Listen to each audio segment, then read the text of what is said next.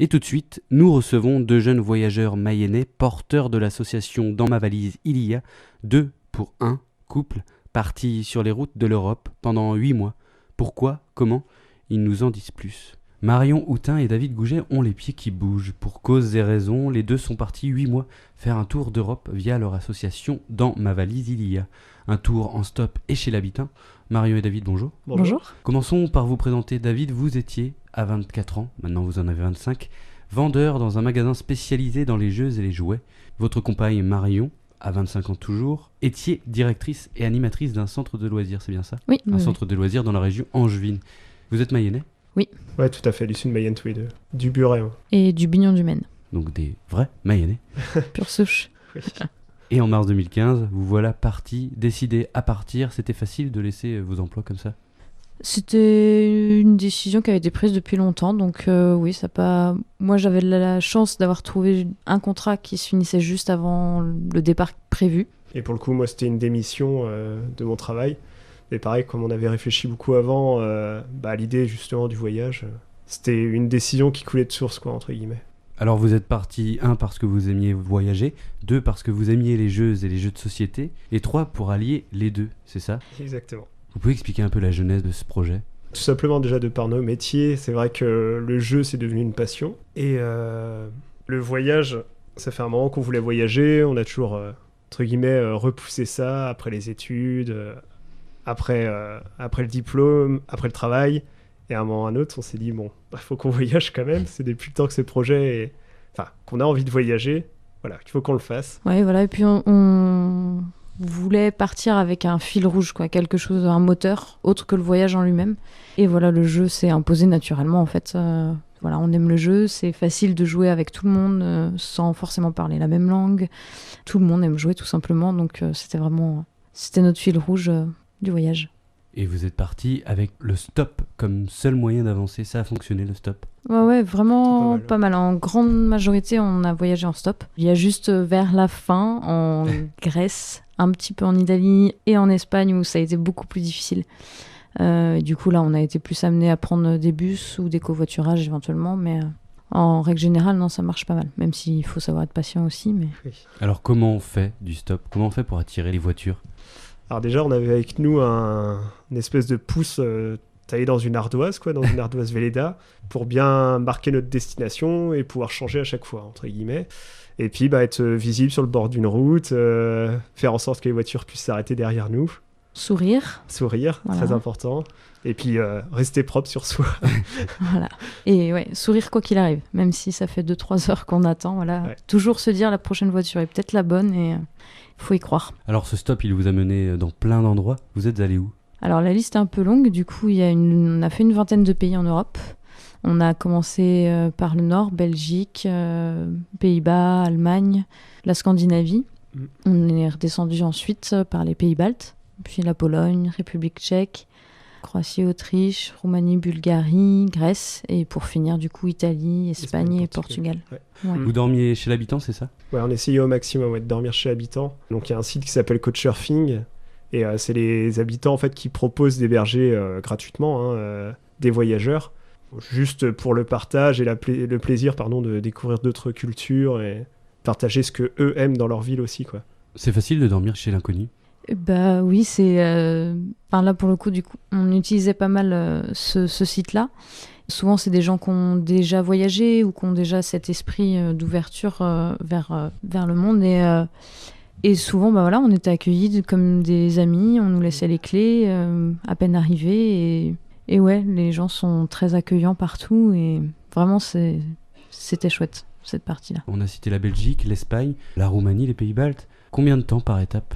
Environ 2 semaines par pays. On essayait de faire la capitale quelques jours et ensuite de sortir un peu, d'aller dans des villes secondaires, on va dire, entre guillemets, et de passer 2 semaines environ dans chaque pays, quoi. Il y a eu des déceptions ? Des déceptions, il y en a eu, ouais. Moi, ce qui me vient à l'esprit tout de suite, comme ça a été l'est de la Roumanie, la partie la plus à l'est de la Roumanie, c'est-à-dire la capitale Bucarest et la côte de la mer Noire. On a trouvé un climat moins accueillant, on va dire. On a trouvé que les gens étaient moins accueillants, c'est beaucoup plus sale, déjà au niveau de de la propreté, quoi, en règle générale. Oui, c'est une mentalité particulière et on sent encore beaucoup les traces De la dictature. de la dictature, etc. Et on s'attendait pas à ce que ce soit encore aussi marqué. Il y a ça, et puis moi, déception entre guillemets, il y a les pays baltes où je m'attendais à découvrir une culture plus forte et finalement, c'était sympa, vraiment, c'est joli. Tallinn, c'est très joli comme capitale de l'Estonie et tout, mais j'y retournerai pas forcément, quoi. J'ai l'impression d'avoir tout vu, alors il y a toujours plein de choses à découvrir dans tous les pays où on a été, mais là, voilà, c'est pas forcément voilà, là un peu moins. Vous avez évoqué la Roumanie et Bucarest qui était l'ancien Paris, ça ressemble plus du tout à ça. Oui, non. Non, c'est très carré maintenant. Il y a une petite rue dans le beau quartier qui pourrait faire penser à ça, mais non. Et la Transylvanie, par contre? Magnifique, vraiment sublime. Ça fait vraiment partie des régions à voir et c'est vraiment superbe à visiter, quoi. Justement, dans ce cas à voir, qu'est-ce qui vous a marqué? Vous avez des lieux particuliers qui vous ont particulièrement marqué? Ouais, pour moi, c'est plus la Finlande, vraiment avec les grands paysages, comme on peut se les imaginer d'ailleurs, hein, les lacs, les forêts à perte de vue, tout ça, c'était vraiment grandiose et puis ça dégage une telle sérénité que c'est vraiment agréable à vivre. Et Marion? Moi, j'ai toujours encore du mal à choisir, mais il y a la Pologne que j'ai vraiment appréciée par les gens, tout simplement, et puis même les paysages. Après, il y a la Grèce, pour les paysages, c'est vraiment magnifique. La Croatie aussi, d'ailleurs. Ouais. Et l'Andalousie en Espagne, qui m'a beaucoup plu. Vivre, ouais. Et le Portugal également.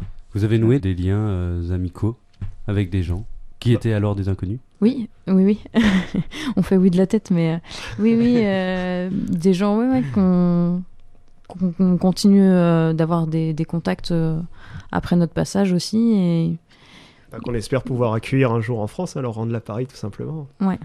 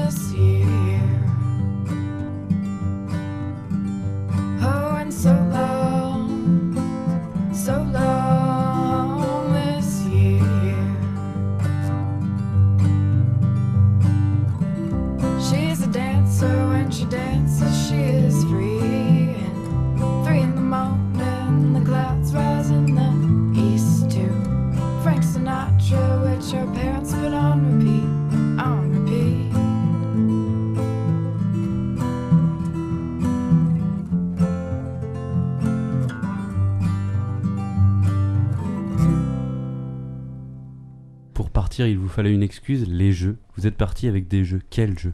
Alors on est parti avec juste jeux de cartes et des dés et c'est tout. Et des règles de jeu éventuellement qu'on avait en tête.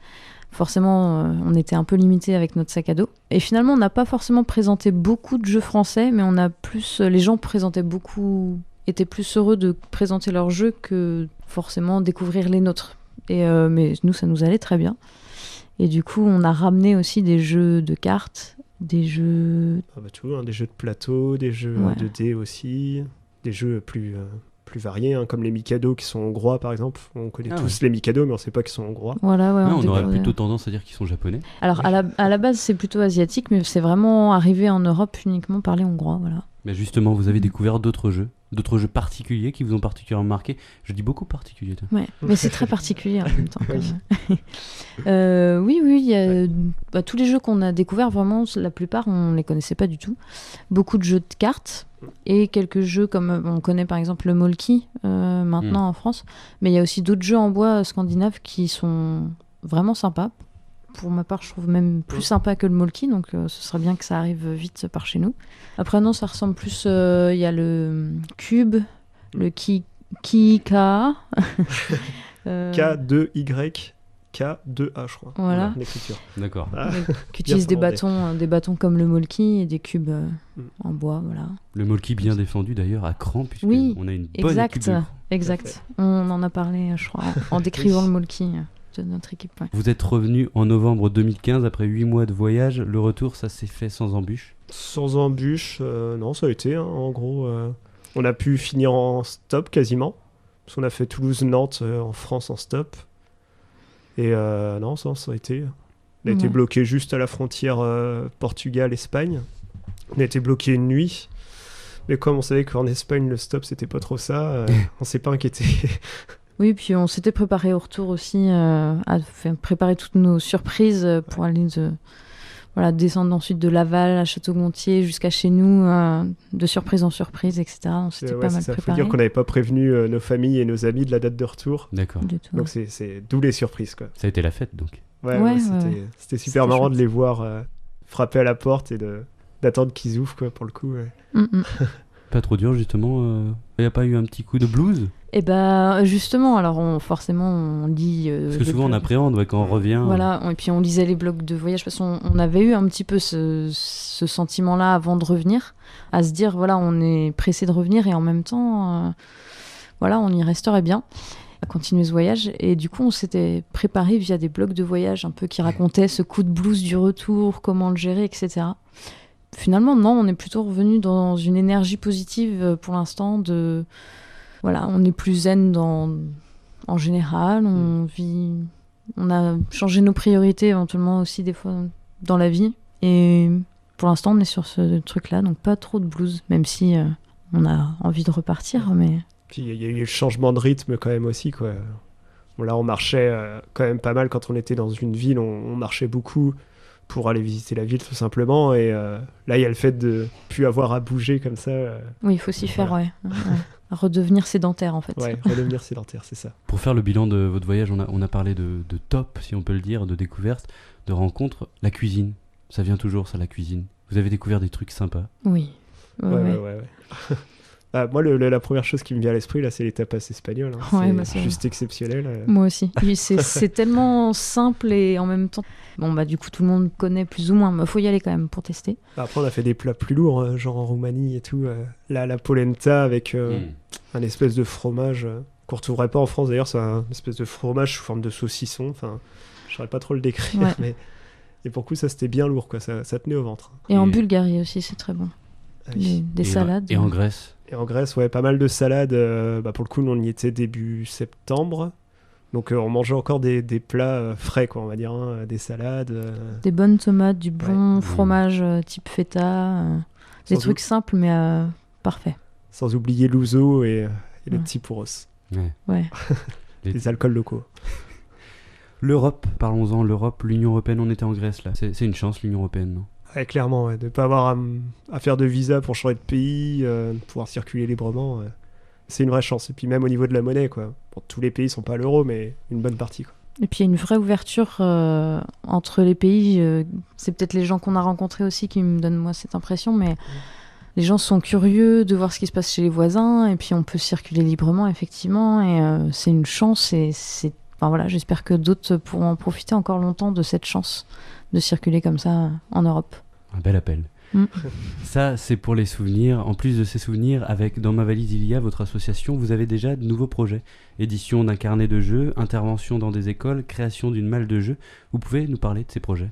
Donc du coup là en ce moment on se penche vraiment sur la réalisation du carnet de jeux. Donc on a sélectionné 24 jeux qui sont en train d'être... voilà, les règles du jeu, on est en train de les écrire. Les illustrations aussi sont en train d'être travaillées. Donc on travaillera avec une illustratrice professionnelle qui elle aussi est fan de voyage et fan de jeux, quoi. Qui s'appelle Donc, Laura Dillet. Voilà. Donc tout ça, on compte éditer le carnet en janvier. Et puis ensuite, ça va s'enchaîner, les écoles qui sont intéressées ou les centres de loisirs, les associations, enfin voilà, tout public en fait qui est intéressé pour nous rencontrer. Voilà, on est disponible pour raconter notre voyage, pour faire vivre des jeux et puis on espère construire la malle en parallèle. Puis pareil, faire quelques interventions. Enfin, il y a plusieurs festivals de jeux quand même en Mayenne ou même un peu en dehors. Hein, et pour le coup, participer à ça en racontant notre expérience et racontant ce qu'on a vu, à quoi jouaient nos voisins européens, quoi. Une dernière question, Marion Houtin et David Gouget. C'est quoi votre projet à vous deux maintenant? Vous êtes au chômage, je crois. Ouais, tout à fait. Là, on va vivre les fêtes tranquillement. Et puis, courant janvier, on a tous les deux décidé de travailler, soit des missions d'intérim, soit des petits... pas des petits boulots, mais des... Sans se projeter vraiment vers l'avenir, voilà. Et puis après, sûrement en septembre, voir selon les opportunités d'emploi, ce qui nous plaît, si on bouge ou pas. Voilà, on se laisse encore assez de liberté, mais... Moi, dans l'idée, j'aimerais continuer dans le jeu. C'est vraiment un domaine qui me tient à cœur, donc voilà, soit en tant que commercial, soit en tant qu'autre chose, mais dans le jeu, quoi. Marion Houtin, David Gouget, de jeunes gens donc qui vivent normalement.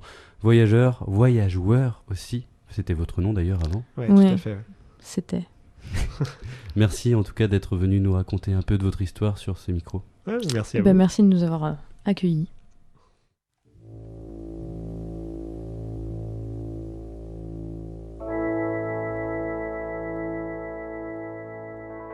Vers un autre jour. Tous les jours de 17h30 à 18h30 sur l'autre radio.